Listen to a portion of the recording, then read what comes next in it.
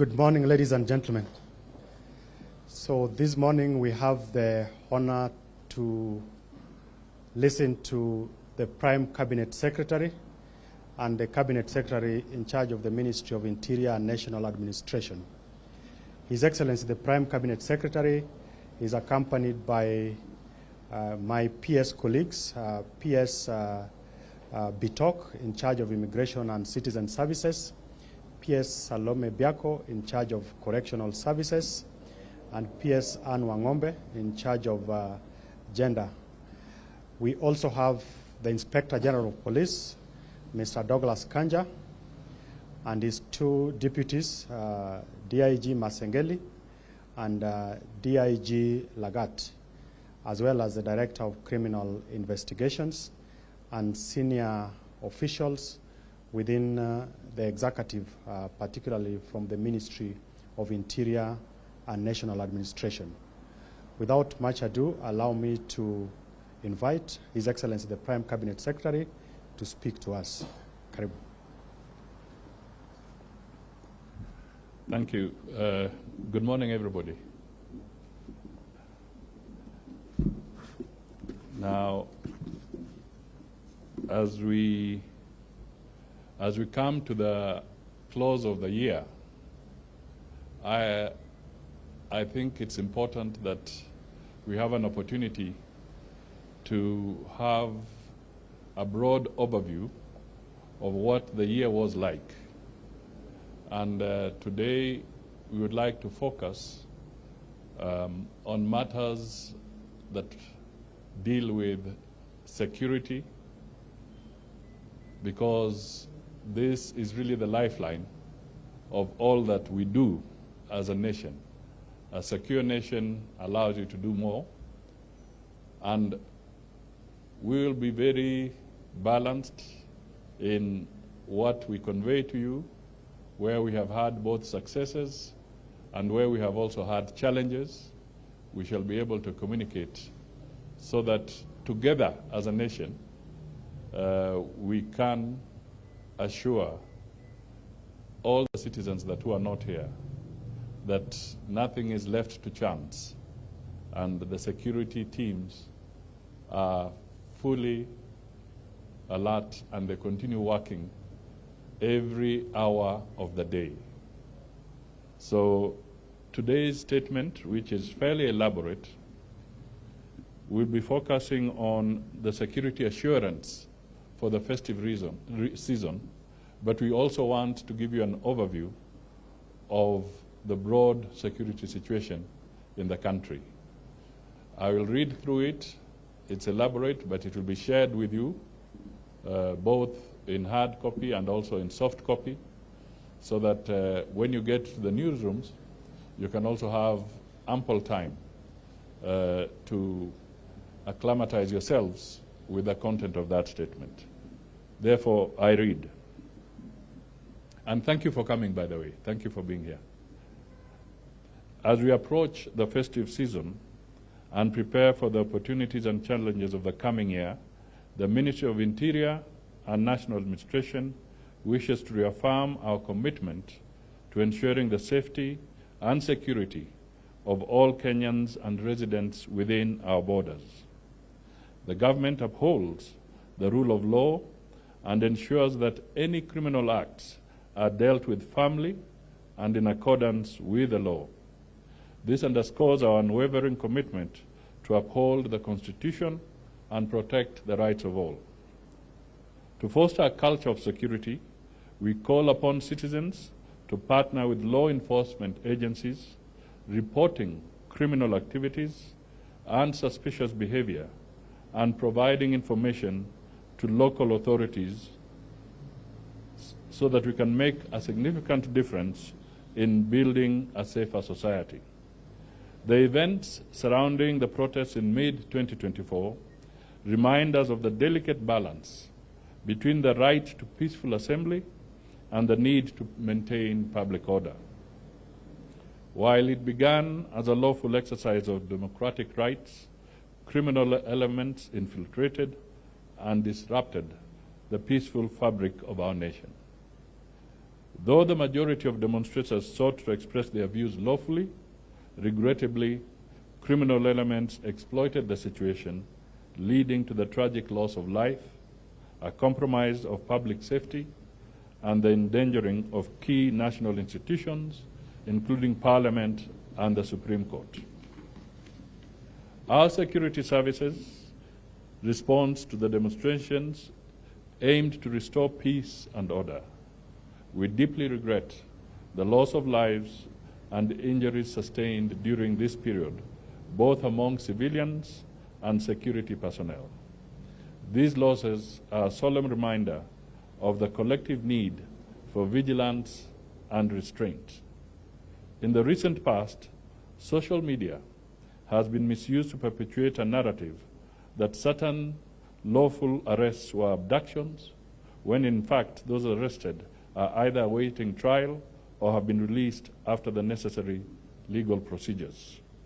Some of the people allegedly kidnapped were safely reunited with their families, for instance, the two Kitengela brothers and activists. All arrests will be conducted within the bounds of the law, and we remain committed to upholding the principles of justice and due process. Any officer found contravening these principles will be held accountable. On matters security, there is a decrease in general crime, including offenses such as robbery, break-ins, stock theft, vehicle thefts, dangerous drugs, traffic offenses, and corruption cases. However, there are increased incidences of vandalism targeting electric power transmission infrastructure, resulting in power disruptions, affecting service delivery, and thus causing economic loss. A total of 114 cases were reported across the country, and 81 cases are in court, and 33 are under investigation. Let me delve a little bit into some of the highlighted crimes. Let me start with cattle rustling. The focus on the North Rift counties involving National Police and the Kenya Defence Forces has seen a 62% decrease in cattle rustling cases in Baringo, Turkana, Samburu, Elgeyo Marakwet, West Pokot, Marsabit, Laikipia, Isiolo, and Meru counties, where certain areas were earlier gazetted as disturbed and dangerous. These successes can be attributed to the coordinated multi-agency operation Maliza Uhalifu in the North Rift. Relatedly, 250 suspects, including 14 political leaders, were arrested and processed during the same period. The multi-agency operation updates as of 17th December 2024 indicate that 240 firearms were surrendered, while 14,598 cows were recovered. Unfortunately, 179 civilians were killed and 4 officers lost their lives. Following the resultant peace in the once volatile area, the government has completed rebuilding 11 primary schools.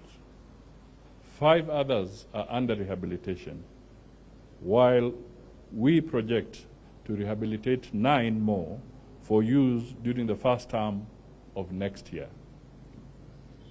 Currently, the elephant in the room in the security sector is the worrying trend of emerging cases of femicide, which have brought to fore the underlying and ongoing violations of the rights of women in particular. The country has recorded a total of 7,107 sexual and gender-based cases. gender-based violence cases from September 2023 to date. Nairobi County recorded the highest number of SGBV cases, while Samburu and Mandera counties had the lowest incidence. There are 100 murders of women from August to November 2024. So far, the Directorate of Criminal Investigations has completed investigations on these, and the majority are pending before court. The Inspector General of Police has formed a specialized missing persons unit domiciled at the DCI Homicide Unit to deal with cases of femicide. In addition, His Excellency the President William Ruto, on Tuesday, 17th of December, 2024, that is earlier this week, directed the formation of a presidential working group on femicide. The team, to be gazetted soon, is expected to deliver actionable proposals and address femicide issues within 90 days of its creation, so that there can be a structured approach based on their recommendations. On road accidents, the country has recorded an increase in serious injury due to road traffic accidents, rising by about 11% since 2023. There has, however, been a decrease in fatalities among drivers, passengers, pillion passengers, those are the ones who ride at the back of a motorcycle, and motorcyclists by 5.85%, 10%, 9%, and 10.05% respectively. The month of December normally records the highest number of fatalities. I therefore urge Kenyans in this festive season, especially public service vehicles, drivers, driving on long-distance trips, to be careful and drive safely. To ensure the safety of our people during the festive season, I give the following directives to our security enforcement officers. 1, increased police presence and patrols along major highways, both day and night, to monitor and enforce compliance with traffic laws. The enhanced patrols will serve to discourage reckless driving and speed violations, and to prevent unlicensed and overloaded PSVs from operating. 2, strict enforcement of vehicle roadworthiness regulations, including ensuring that all PSVs have valid road service licenses, either for long distance or commuter routes. This will help ensure that only safe vehicles are on the road. 3, heightened action against illegal and unlicensed PSVs to prevent them from operating as passenger transport vehicles. Such vehicles should not be allowed to carry passengers, as they do not meet the required standards for passenger safety as stipulated in the NTCA operations regulations of 2014. We need them to enforce speed limits across all major highways and prevent road crashes relating to speeding. Personal responsibility by law enforcement officers, base commanders and officers serving within their stations should do their uttermost to preserve safety and ensure no incidents occur within their jurisdictions. Every officer must be actively engaged in monitoring, reporting, and addressing any issues of non-compliance to road safety regulations. This is critical to the national road safety goal of reducing road traffic fatalities by 50% before 2028. On terrorism, Kenya has achieved milestones in the fight against terrorism and violent extremism. With the Global Terrorism Index impact score for Kenya decreasing from a high in 2023 to a medium in 2024. Our reports indicated that from January 2024 to November from January 2022 to November 2024, our officers have thwarted 47 terrorist attacks across the country. During the period, several terrorists have been neutralized. The government has also pushed for 11 successful convictions. Noteworthy, our success also came through collaborations with our international agencies and partners to thwart crime through training and equipment support. On disasters, including industrial accidents, oil spills, and chemical and gas leaks are also normally reported in the country, leading to loss of lives and long-term detrimental effects on the environment. The gas explosion in Mradi, Embakasi, where 13 lives were lost and over 300 people injured, was a significant catastrophe. To effectively mitigate the impact of these disasters, the government continues to enforce and review legislation concerning environmental management and enhance early warning systems to predict and monitor disasters. On corruption, the government has made commendable strides in tackling theft of public resources by establishing a high standard of accountability, integrity, and anti-corruption measures to safeguard our national well-being and development. A total of 49 cases of public interest have been registered in court for the prosecution involving amounts totaling to 6 billion Kenya shillings. And of course, 15 convictions have so far been made.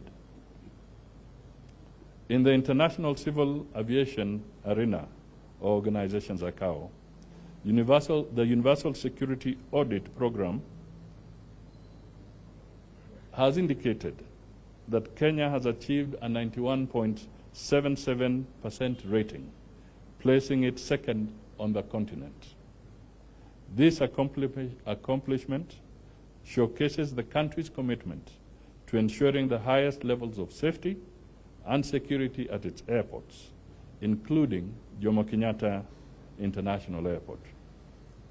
The enhanced multi-agency collaborations have also led to the recovery in our airports of 2,540 kilograms of elephant ivory, 14,547 kilograms of bushmeat, and 5.92 kilograms of rhino horns.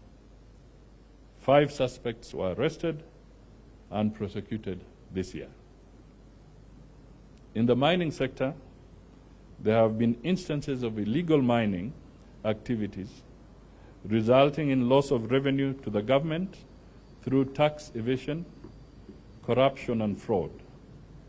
Most artisanal miners in Kenya are found in the following counties: Taita Taveta, Kwale, Migori, Kakamega, Vihiga, Siaya, Marsabit, West Pokot, Samburu, Garissa, Kajiado, Mandera, and Machakos.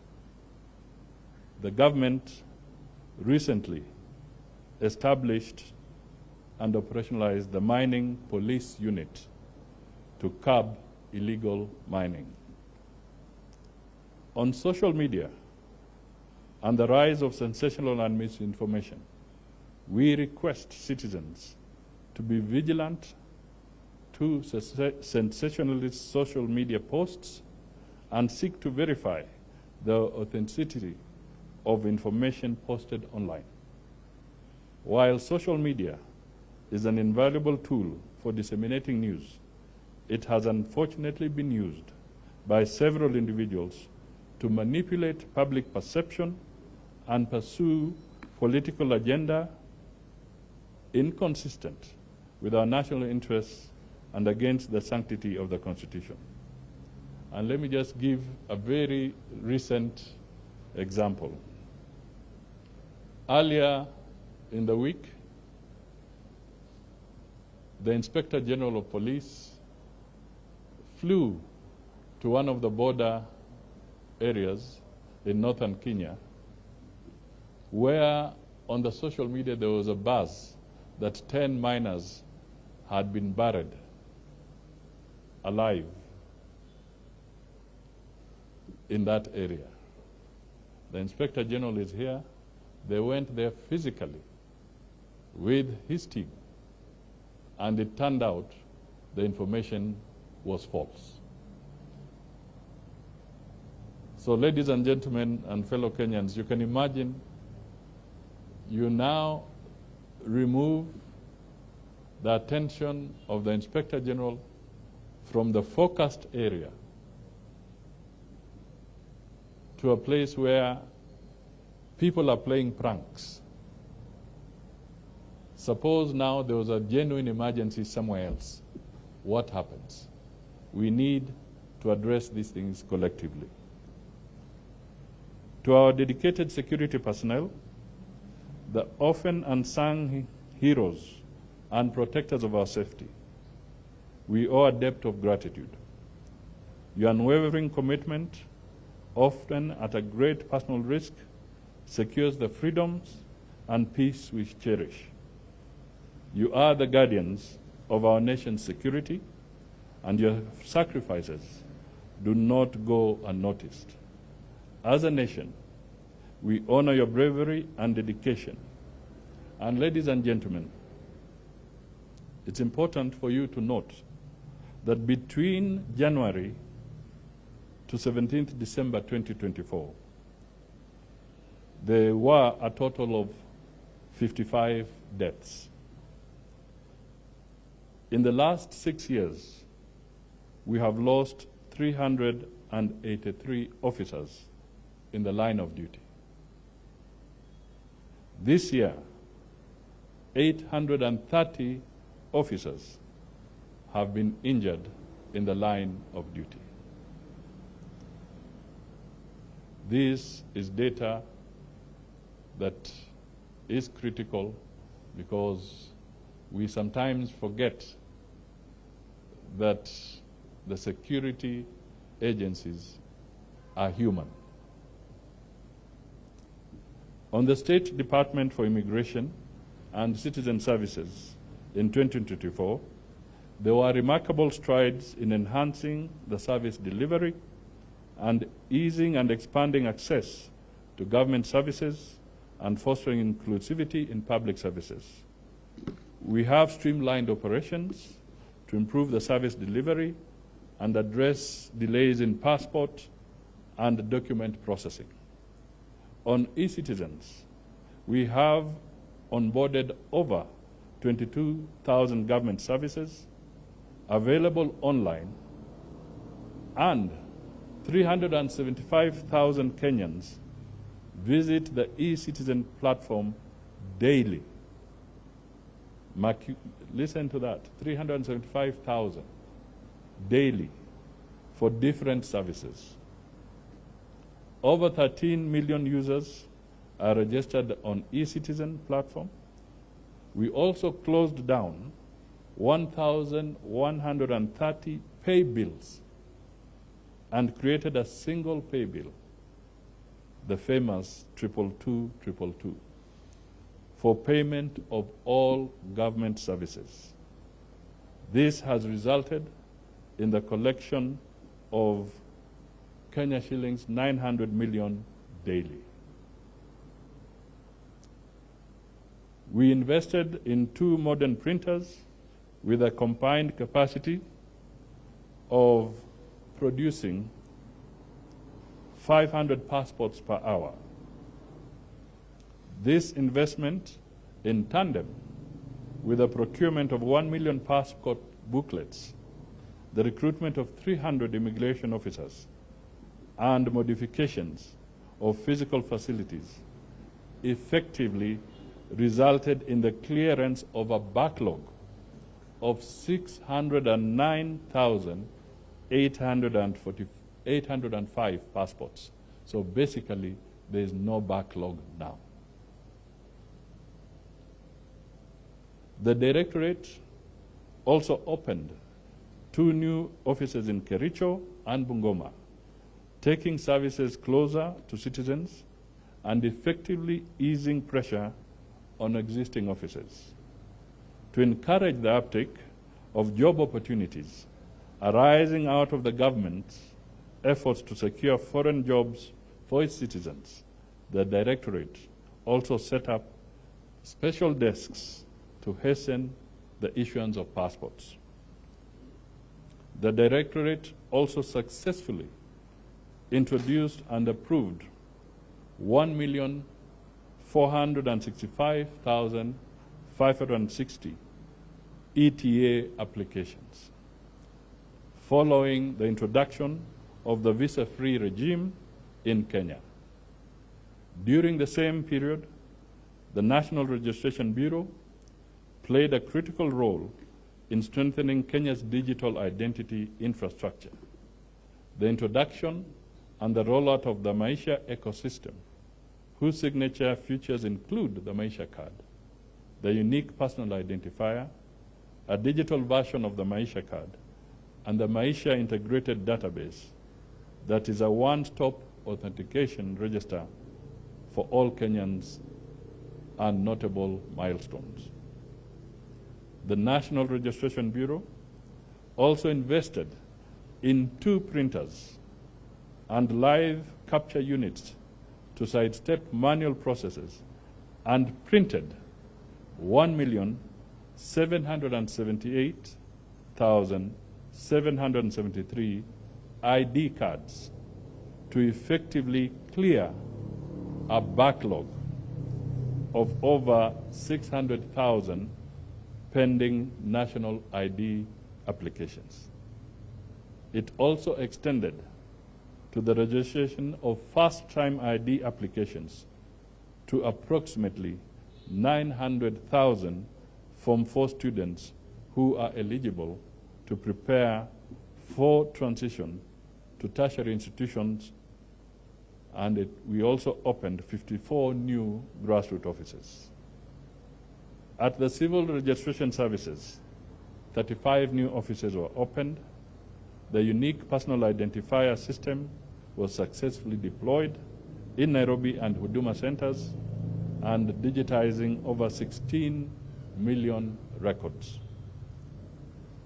In the period under review, the Directorate of Refugees formally introduced the Shirika Plan, which proposes the conversion of refugee camps into integrated settlements for the mutual benefit of refugees and host communities. Ladies and gentlemen, this Shirika Plan has now become a global flagship for benchmarking in dealing with refugees. This is Kenya that has pioneered and led in this Shirika Plan. In summary, the State Department of Immigration and Citizen Services made tremendous progress in 2024, achieving substantial advancements across various departments.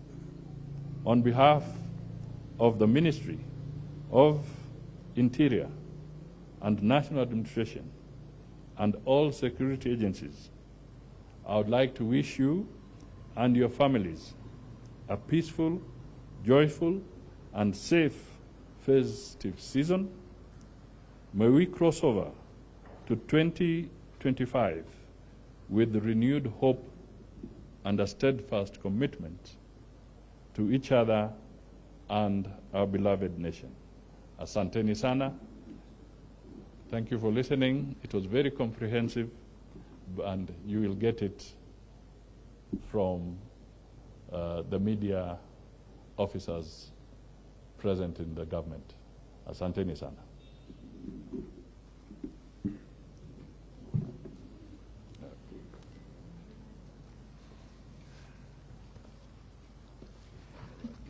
Maybe His Excellency can just take 2 questions. Thank you. My name is Brian Mushiri, Yes. TV. 2 questions. Number 1, on the femicide cases, perhaps any indications on any arrests on police individuals that we may have seen perhaps harassing some of these protesters who are within the femicide march? That's number 1. Then number 2, on social media, you have given the example of the IG having to travel to a different point of view in government just to confirm something. Doesn't this then speak to some sort of lack of communication within government, or at least mistrust? Because then again, what does those who are within that locality, what are they doing, if one may ask? Thank you. Thanks. On the issue of the femicide, attached to this statement, we have compressed. I gave the statistics, but we have also attached a snapshot. And inside there, you will find that there are 97 cases of femicide that have been conclusively investigated. And they are either in court or on their way to court. But you'll get the data that will be shared with you. On the issue of the Inspector General going to Marsabit area, I think we need to look at it this way. He took the potential loss of lives of Kenyans extremely seriously. And that is why he went there. We should not try and cast aspersions on the Inspector General and his team who went there. I think we should be condemning the individuals who are circulating false information, which was not just circulating in Kenya, but you know, with technology, it was circulating all over. I think that is the contrary, the contrast that we should make here. The second thing that I just want to say on the issue of the unfortunate incident of the demonstrators, the Inspector General has taken the necessary action, and he went even further. He even had a conversation with the organizers of the demonstrations and rendered a personal apology on behalf of the government of Kenya. So that was redressed in that context. Steve Otieno for the Daily Nation. Shortly after the protests, in July we had a very disturbing case inquiry where so many women were found, their bodies dumped. It was very good that we had the suspect in a record less than a week, then he disappeared. So where is Collins Jumaisu? Any progress on that? Well, that is something that is being followed up, and I can tell you the fact that we can stand here and share with you data of this nature involving both deaths, involving both successes, where we have had hits and where we have had misses. I just want to assure you that once the investigations are complete and all the loose ends are tied, there'll be appropriate communication on this matter. Thank you. Thank you.